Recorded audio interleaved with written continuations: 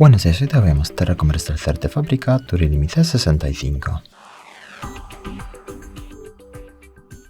Para eso abrimos la aplicación Ajustes y luego de la lista seleccionamos más abajo la pestaña Ajustes adicionales.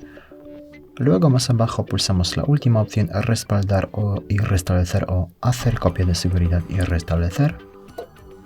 Pulsamos luego la última opción Restablecer teléfono y pulsamos luego la opción la roja Borrar todos los datos.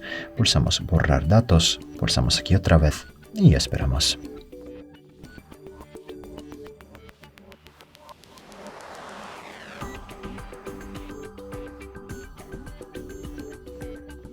Y como ves, así acabamos de borrarlo todo del dispositivo sin problemas. Muchas gracias por ver el vídeo, deja un comentario abajo, suscribirte al canal. Hasta luego.